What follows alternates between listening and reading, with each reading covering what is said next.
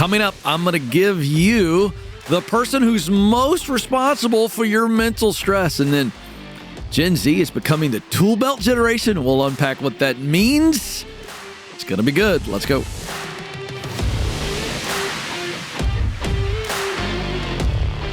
Hey, we're here to help you win as a person, become better as a person so that you can make more money in your work. And then how do we handle the spoils of the promotion, right? So, hey, if I keep getting promoted, I'm going to get in a leadership role, and I don't see a lot of leadership development out there. And so we want to help you in those areas. All right, so let's get right to it. One of the things that will really help you personally and professionally is to understand the greatest cause. What's the domino, if you will, for all of the mental stress, the greatest impact on your mental health? What is it?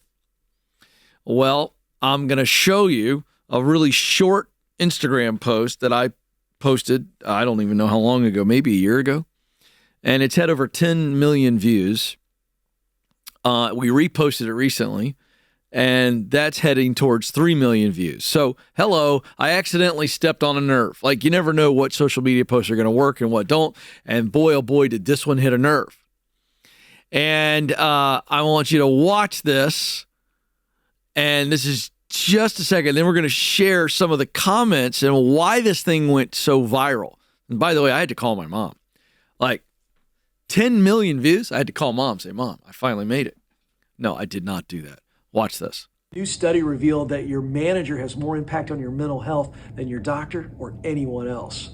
So if you've got a crappy leader, not only is your mental health suffering, the rest of your health is going to follow pretty soon. Boom. Mic drop, apparently. Now, I'm not going to break down the study and the data there, but I was just this was stuff that I was doing for the show, and I wind up in that office with my social media guy, Jason, and he turns the camera on. He goes, "Hey, what's got you fired up from the show lately?" And I go, "Man, this right here." And I just say it, and we put it out there, and boom, 13 million people have seen that video. And thousands upon thousands upon thousands of comments. So the latest data suggests that for almost 69% of workers, their manager, their leader, has more impact on their mental health than their therapist or their doctor. And, you ready for this? It's equal to the impact of the person they're living with. That's crazy to me. And yet, it makes perfect sense. You probably spend more time around your boss than you do your partner. I do. Well, if you take off sleep. But believe me, when you're sleeping with your partner, your spouse, here's the deal. You're not talking. I'm saying sleeping technically. Get your mind out of the gutter. So if you take out the occupying the bed in a state of sleep, is that G-rated enough? Then you are spending more time around your leader and your coworker than you are the person that you love, for crying out loud. And boy, oh boy, the numbers don't lie. People relate to this. And we just pulled out a few of the comments. And when I tell you thousands of comments, I'm telling you thousands. I attempted to pull out a few, and I just was like scrolling through so much of the 100s. Wow, this is right. There was a lot of affirmation of the feeling, but equally some crazy stories. Let's throw a few up here on the screen, and I'll just share a few with you. For our viewing audience, you can read along with me. For our podcast audience, I'll read these to you, but these are some of the, really, blatant and poignant responses. So do we have those? All right. Here's one. That middle one is what we're going to lock in, right? Is that why I literally ended up in the emergency room for a random severe allergy that lasted 3 days, 1 week into my job? Not to mention that I've been sick every week in the month of June. Yeah, Probably. To give you a real life example of this, my wife and I ran into a friend of ours last week at a restaurant. And my wife had shown me a picture of her, a before and after picture on Instagram recently. She said, look at this, as she was showing me a picture of her friend. And it's my friend too, but I'm not on the gram as much as my wife. And so she says, look at this, it's unbelievable. And our friend had posted a picture of her a year ago, and then a picture of her now. And it was unbelievable. She was working out then, she's working out now. She was eating clean then, she's eating clean now. So it wasn't those two issues, but she had lost a lot of swelling, and she showed some pictures of her face and also her body, but it was stress-related inflammation. And I'm not an expert on this, not going to try to be, but go do your research on it. And the conditions that your boss is creating or allowing, the emotions that your bad boss is creating for you, that impacts your body. So 100% get that. Next, let's show the next one. This is Alyssa, looks like Alyssa Lorraine. I definitely left my job due to a bad supervisor and was getting sick going to work due to burnout.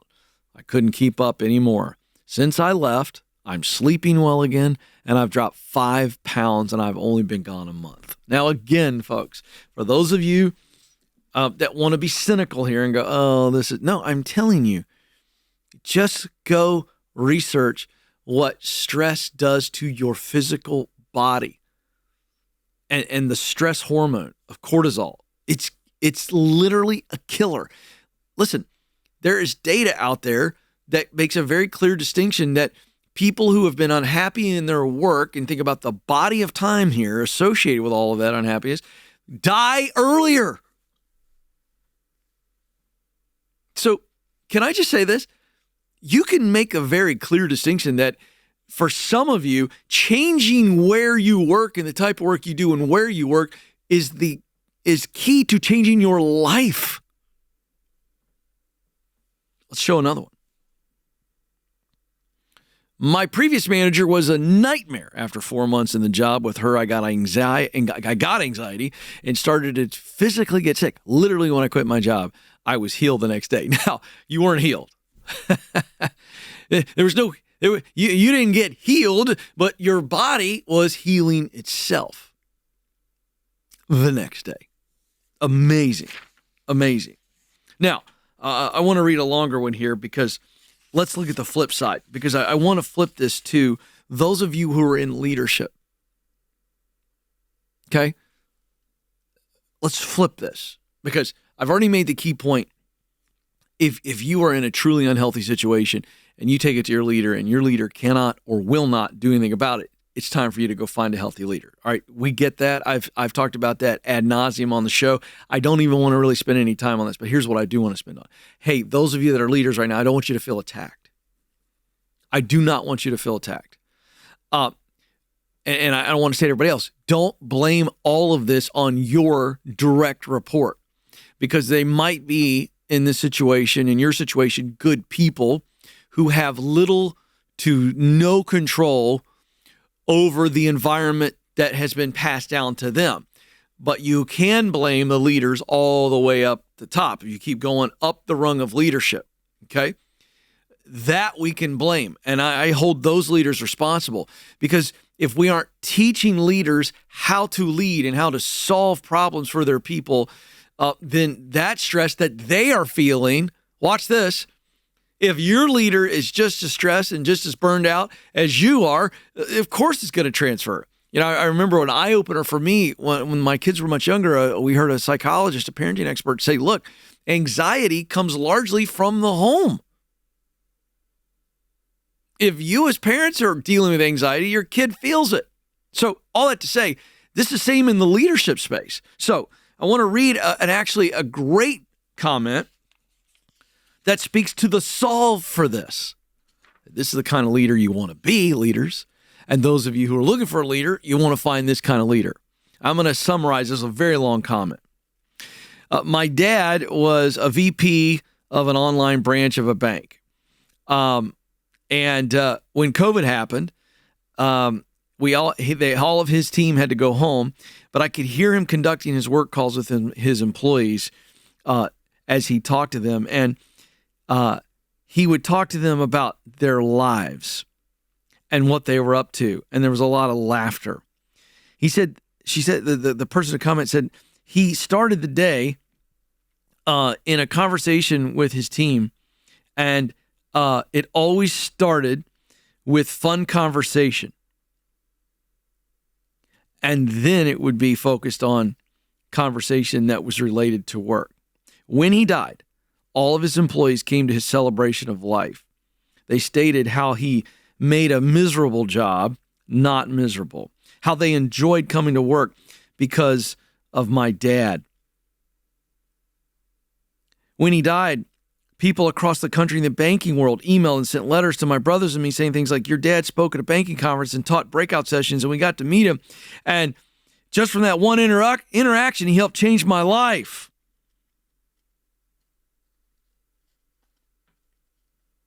And one old employee reached out and said, we hate work now and are extremely miserable because your dad's not our boss anymore. The new guy's a jerk and doesn't care about us.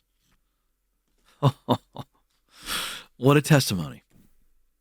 You want to know why your leader has such impact on you? Because of so much time and so much contact. And if they don't care for you, I don't mean in the words, but they act in a way where they care for you, it has a tremendous impact on how you think about yourself, then how you act, how you feel about yourself, and how you feel physically. Folks, it matters. Go get in a healthy environment. Leaders, create a healthy environment.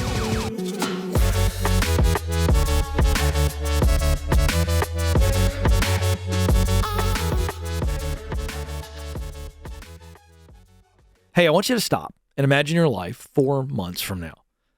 You got a new skill and a starting salary of more than $75,000. Now, in 15 weeks, and for only $5,000, you can get the skills to land a job in front-end web development through a Bethel Tech micro-credential. And that's way less money and time that you'd spend on a traditional degree to make more dough. Listen, folks, coding skills are in high demand. So with Bethel Tech's front-end web development micro-credential or their data science micro-credential, you can move up. The next class starts April 29th, and the Bethel Tech folks offer you 10% off because you're a Ken Coleman Show listener. Go to betheltech.net/Ken Coleman for details. Terms and conditions do apply.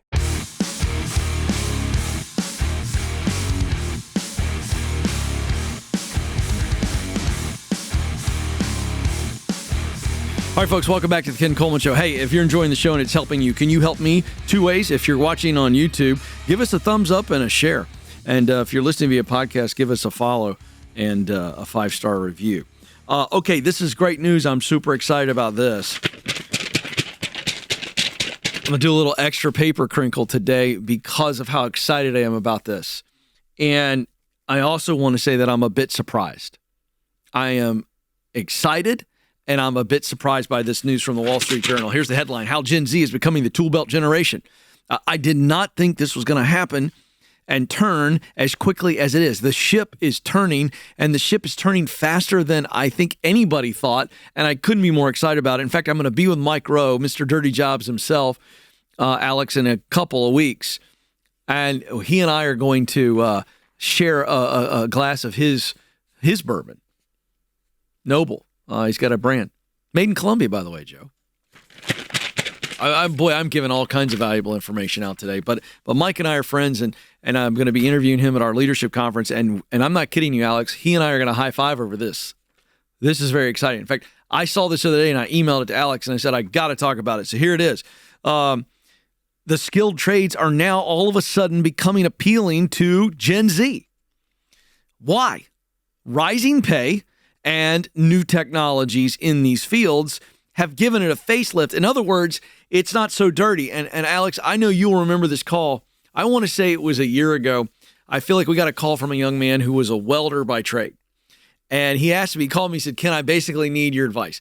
I can stay at my current job and get a promotion as a welder, or I can go down the street and work in a job that's an even bigger pay raise with a greater opportunity, and that's in welding too. And I said, well, what's the difference? He says, well, in the new opportunity, I would be monitoring a welding machine. And I said to him, you got to be kidding me. You mean you stand there all day long and watch a welding machine do what you are trained to do? And he said, he started laughing. He goes, that's exactly what I'm doing. He goes, I'm essentially there to make sure the machine doesn't screw up. And I followed up with this question. I said, so you're telling me that you're not getting dirty and you're not getting very sweaty. You're just kind of there monitoring the situation. He said, oh man, that's exactly what's going on. And that's a great example of this idea of a facelift. So what's happened is, folks, as is always the case, technology makes things more efficient. And no matter how dirty the job is or how tradey you want to call it the job is, technology will continue to have an impact. So you take these kind of jobs. And so all of a sudden, young people are going, wait a second. I can learn how to weld, and I can be creative, and I can work with my hands, but it's not dirty and it's not as gross. Come on, folks. It's not shocking. Here's some really great news. Enrollment in vocational training programs is surging, as overall enrollment in four-year schools is falling. I could not be any happier right now. I feel like throwing a I told you so party. I just didn't think that it would be happening this quickly. Trade school enrollment up, four-year school enrollment down. Oh, folks, there's still hope for America. Students enrolled in vocational community colleges rose 16% last year to its highest level since they began tracking this data in 2018. The ranks of students studying construction trades rose 23% during that time.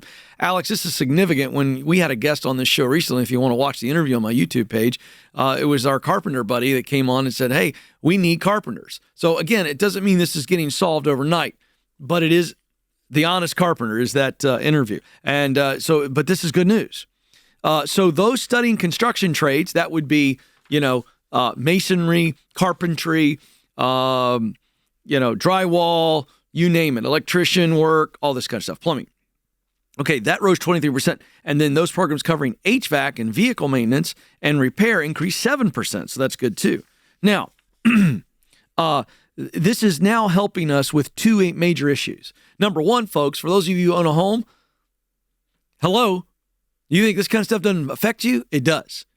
And so this is going to help us with what we're seeing as an older group of trade workers that are aging out of the system. This is great for replacement. That's another thing. Here's the second thing. It's great for our economy because here's what happens. Young people get into the trades and they can make very good money, but they also, a good portion of them will move from being a tradesman or woman and move into business owner. And that's good for small business economy and good for our country's economy. The median pay for new construction hires rose 5.1% to $48,000. Again, that's the median. It doesn't mean it's the top. It's just that's right in the middle. Can I just say something for a second, parents? Hello, parents, listen to me. You're telling me that you would wonder and be a little bit nervous about your kid who doesn't want to go to college making $48,000 in the first year? And oh, by the way, that means there's no debt. Wake up, parents. By contrast, new hires in professional services earned an annual $39,000, up 2.7 from 2022. Now, for you cynics out there,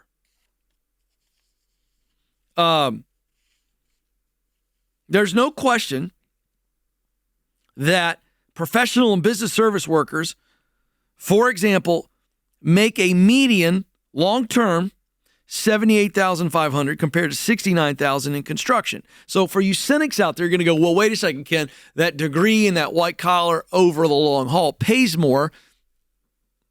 Okay, I read the data too, but you forgot about this. What's the average amount of debt that white collar worker has to make that money? I'll take the 69.2 with no student loans and the option to own my own business every day of the week and twice on Sunday over the $78,500 and maybe that same amount in debt, if not more. Come on, folks. They quote a mom in this that I got to read. They quote a mom who says, I'll be honest, it took me a little bit mentally to get on board. She's talking about her son who moved into the trades. She said she had never had exposure to the trades. That's not true. She had heard indirectly that the trades were not the most impressive work, that a degree, from a great college, that's the life. That's what we've all heard. She says, I didn't have much exposure to the trades. But she said, this is a good mom. Way to go, Mom. She's thrilled that her son has found something that he loves with good prospects. And this is the quote. Parents, listen to me. This is a mom who bought the message that all of us have bought, that a degree is the better life. You get a degree, better life. Don't get a degree. Hope you aren't a loser. Come on, folks. That's the message. Listen to this quote. This is a proud mom. It deserves some paper crinkling as well. He's already thinking, I want to buy my first house by the time I'm 24. I don't have any debt. I'm off to the races. Are you freaking kidding me, folks? The American dream is alive and well. And I got to tell you, you want to get to the better dream and get there faster and live it longer? Consider the trades and not a degree that you can't actually make money with, because we now have data that says over 50%, just a hair over 50% of college grads are not even working in the degree field they got the student loan for. You want to talk about the American nightmare? It'd be spend 4 to 5 freaking years studying something that you can't even use or that you don't use. That's the American nightmare. The American dream is, hey, you know what? I've always been good with my head and hands. And I like fixing stuff. And I like wearing boots. And I like being outside. And I like helping people. And I hate school. And I don't need to go to school. So I'm going to go to a trade school. And in a fraction of the time, I'm going to get paid to learn something. And I'm going to be making $45,000, $50,000, $55,000 a year, while all of my friends that got better grades than me and got more praise from their teachers because they were good at existing in the system. Boy, I'm fired up now. I'm really going to offend some people. And they were just good rule followers. And so society rewarded them. And everybody thinks they're great. But they're drinking their faces off and going to summer camp on steroids, because that's what college is now. And 50% of them are going to be looking for something to do with their life. And they wasted 4 to 5 years. And a huge portion of them are 50, 60, 70, 80, 90, $100,000 in debt. I know this because I'm co-host of the second largest radio show in the world. And we take these freaking calls every day. It's the same freaking call. And so they're looking at their friends going, who's the loser now, Chachi? I'm making money. I got a house. I got a car. I go to sleep really good at night because I'm tired, because I actually worked and did something meaningful, and I don't have stress and debt. Oh, by the way, what I do makes the world go round. Last little bit on this, I like to remind folks all the time, God did not give me any talent outside of the ability to talk. And so when something goes wrong in my house, I'm worthless. Poor Stacy. I'm worthless. However, I talk well enough to be able to afford guys that I'm talking about right now that can come fix it. And you know who the most important man in Stacy's life is when our AC goes out? It ain't me. It's the HVAC guy. And you're telling me the HVAC guy who's out there in 100-degree weather sweating his you-know-what's off, but he is fixing the problem, and he sees my wife when he says to her, got the AC back online, Mrs. Coleman, and he's dirty and sweaty and nasty. Do you think my wife looks at him and goes, ooh, okay, here's the check? No, she practically wants to hug the guy. Why? Because he made our life more comfortable, made our life safer if it's heat in the extreme winter. So I digress, because now I've gone on a longer rant. Here's the bottom line. The latest study from Burning Glass Institute shows that roughly half of college grads end up in jobs where their degrees aren't even needed. And many high school graduates say they are disinclined to take on college debt. Those are two massive storms. Have you ever seen the George Clooney movie, A Perfect Storm? I just gave you the business, job, economic perfect storm. Both of those two pieces of data right there. Folks, let me tell you, if you haven't woken up yet, 5 years, 10 years from now, college education is no longer going to be the shiny thing that everybody's going to have to do. So why not save yourself some time? Why not save yourself some money? Why not save yourself some stress, parents? And those of you, maybe high schoolers or college people listening to me right now, and just freaking go, what is it that I want to do? And how is it that I can get there? By the way, I can help you with both. The Get Clear assessment does it for you in about 15, 18 minutes. Every book, every product that I've ever done will help you answer those questions and set you free. All right.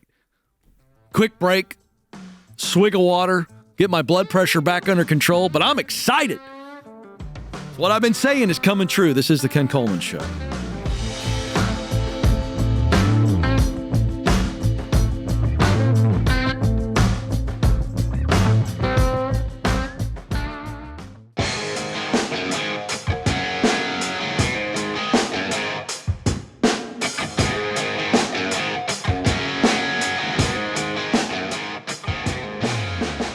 All right, welcome back to the Ken Coleman Show. Hey, if you're enjoying the program and it's helping you, two ways you can help me: spread the word. If you listen via podcast, just give us a follow and a 5-star review. And if you're watching via YouTube, give us a thumbs up and subscribe and share. That would be great. Okay, so I want to stay right here because I went on a fun little rant, but what does that mean to you? Okay, because that was a lot of data and a lot of facts, and it really wasn't about me saying, I told you so, because listen, folks, I've been married almost 26 years. I got 3 teenagers. The amount of times I'm right in my life is like never. So it's very rare that I'm right, but that was not a celebration of me being right. And what that was, don't miss my enjoyment and my enthusiasm there to say that, hey, what this means is more freedom for American people, okay? So I've already made my case on where we are. So here's what I want to do. I just want to take a couple of minutes and go, now, what do I do with that, Ken? Okay, if that's where things are going, and maybe I'm parenting 7-year-olds and 9-year-olds and 10-year-olds, maybe, Ken, I got caught up in that. I'm 35, I'm 45, and I bought the lie that the college degree was going to guarantee more money and more meaning, and it hasn't. But I've got responsibilities. So and again, I could go through a million different caricatures of maybe who's listening to me and watching me. But Ken, what do I do with that information? Is it woe is me, wringing my hands, and man, I just missed the boat, and all these other people are going to figure that out? No. So what do? Okay, let's just strip this thing back down to before we make a college decision.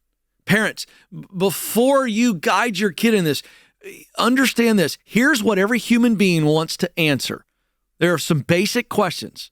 And some of you need to write this down. Some of you on podcasts need to pause and put this in your phone. You're working out. You're on the lawnmower. Watch this. This is super important because this is not being taught in schools.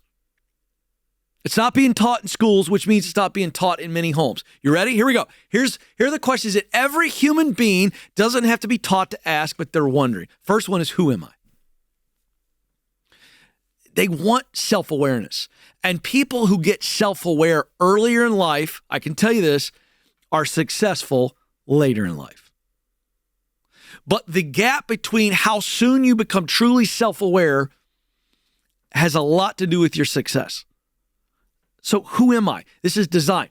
And real quick, here's this. There's two ways to determine who you are. Number one is design.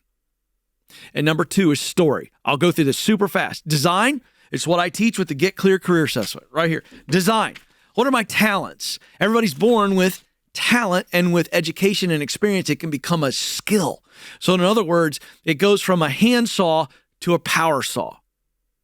Okay? That's the journey from talent to skill. And everybody's born with talent. Then everybody's born with a heart and a soul.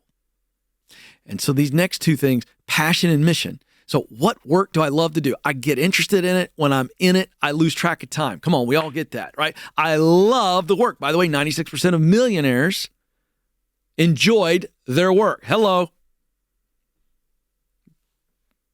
Should pay attention to that. Last piece, mission. Everybody's motivated. Everybody is motivated. No one can motivate you. I cannot motivate you. I can manipulate you. That makes me a good dad. In other words, I tell my two teenage boys, because they like to live in squalor if I don't make them clean their room. And I say, you can't go out with your friends this weekend unless your room is clean. They clean it up. Why? Because they want to? No, because I gave them motivation. In other words, manipulation. But true motivation is the guy who gets up at 5 a.m. to work out because he wants to be healthy. Okay? Do it because I want to. All right? That's how we answer the question, who am I? That's the design. The story. What's the story? What's the environment you grew up in your home? How did it shape your worldview? And then experience. Where have you won in life? Where have you lost in life? You look at those things right there, and I can tell you right now, you will know who you are. The Get Clear Career Assessment, by the way, will help. You can get it at kencoleman.com. The new book that comes with it, by the way, fabulous. It's called Find the Work You're Wired to Do. It's me meeting you at your assessment results and now walking by the hand to get the answer to these other questions. First is, who am I? The second question every human asks is, what do I want to do? What do I want to do? The more I know me, the more I can see, this is what I want to do with my life. Now watch. The third question is, where can I do it? What are the areas of life or the mountains that I can do this thing that I know I want to do, that I was designed to do? And the fourth question is, how do I get there? Folks, if we are teaching this in our homes, and if we were to teach this in the public schools, we would not have this marketing message that has sucked people into endless debt and a lack of meaning. But we never help anybody answer those questions strategically. I can't even say it. All right? And so what do we have?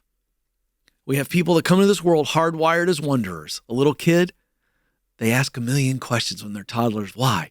To be obnoxious? No, because they want to get to the bottom of it. They're wanderers. And then the education system pounds it out of them. They become wanderers, and they show up on the Ken Coleman Show.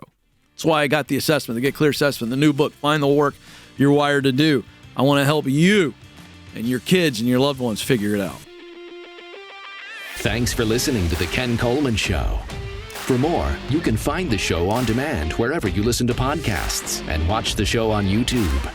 You can also find Ken across all social media by following @Ken Coleman.